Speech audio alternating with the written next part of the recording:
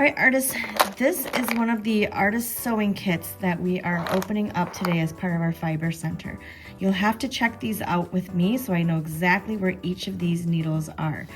Each of the kits will have a number. This one has number 1 on the outside. You will see a circle here, and that is a magnet that holds the needle, okay? So it's a metal needle, and it won't get lost because it'll be attached to the magnet when you have it. If ever you decide to use one of our artist sewing kits, when you're not using the needle, always place it on the magnet. Even if you're just putting it down for a second because you have to get something, put it on the magnet so it does not get lost. We do not want these needles on the ground or misplaced, okay? So at any time, do not even place it in the box. Always place the needle on the magnet when you're not using it, or if you walk away from your workspace, okay? Inside of the artist sewing kit, you'll find some thread, 2 clips, and even inside there's a sticker that tells you what's inside. The metal needle, a roll of thread, and 2 clips. It says make sure all the items are in the case, closed and returned, okay? So when you're done using them, make sure that it has these 3 things in there and it's snapped closed, and then check it back in with me and I'll cross your name off my list. The first thing we need to do is to learn how to thread our needle. I'm going to take my needle, and this part of the needle where there's an opening, that's called the eye of the needle. This is the thread that we have. I have some white thread and some black thread, okay? So I'm just gonna take an arm's length. An arm's length looks like this. You take the thread and you just unwind it so it's about the length of your arm to your shoulder. The length of your arm to your shoulder. Okay. That's where I'm going to snip it. It's a little bit tricky if you just do it by hand, because sometimes that piece of string is a little bit thicker than the eye, and so it won't exactly go through. My trick is to take a small, tiny piece of scrap paper. Here is a small piece of goose paper. When I fold that little piece of paper, it should be small enough that it fits through the eye, like that, okay? So all you need to do is to take that small piece of paper, put the end of your thread in there, hold it like that, and then put that through the eye of the needle, okay? Put the whole piece of paper through.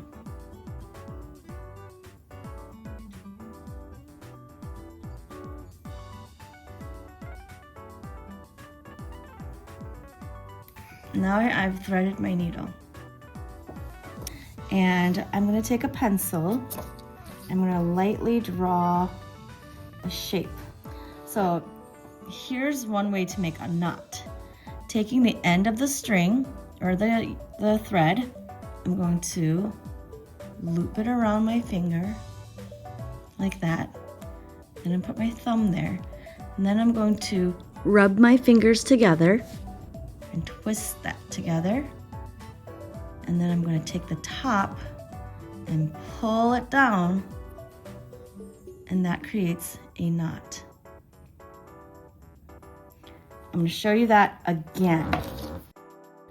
Wrap it around your finger, put your thumb over it like that, and then just twist it by rubbing your finger together and then holding the top, pull it down. Okay, so now I have a knot at the end. There's a little tail there, and you can leave it or you can snip it off. All right, so I am going to be stitching this heart, okay?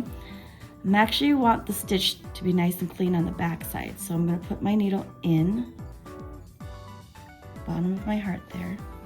And this is called a running stitch. Just like in weaving, you'll do a pattern of over, under, over, under. Use the needle and follow the line. Pull it through. Go to the next part of my heart line. It's a little light, so you can't really see it that well. And then I'm gonna go in and out like that. I'm gonna pull it, and that makes a little line there. Then I'm gonna go in and out. Pull, in, out, pull. With a running stitch, I don't want to pull tight on my thread, otherwise it might bunch up my fabric.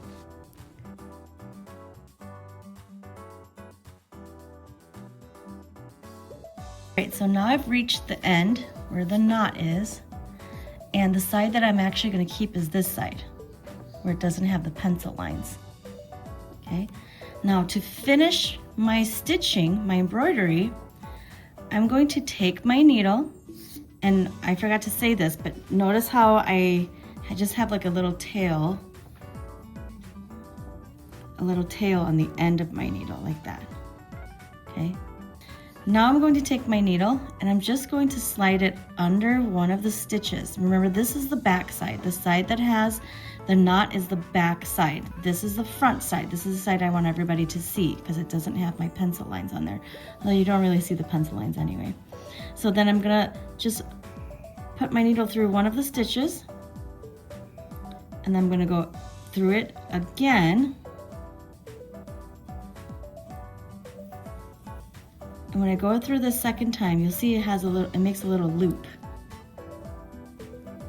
And to make an ending knot, I'm just gonna take my needle. I'm not gonna pull that loop all the way straight. Instead, I'm gonna take my needle and go inside of that loop once, twice to make a double knot, and then I'm gonna pull it really tight. I'm gonna hold it against the table and pull it really tight.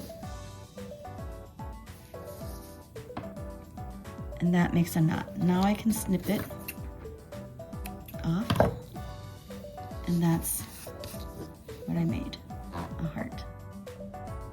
Let's review what we learned today. First, we learned how to thread the needle. Using a small piece of paper, that will help you thread the needle. Make sure that piece of paper fits through the eye of the needle. We also learned how to make a knot at the end of our piece of thread. We'll wrap the thread around our finger and rub our two fingers together to twist that piece of thread, and then pull down on that twist. That will create a knot. If you have a different way of making a knot, you can make it your way. Then we learned a running stitch. A running stitch takes the needle and goes over and under the piece of fabric. You can create a design, or you can even sew two pieces of fabric together this way.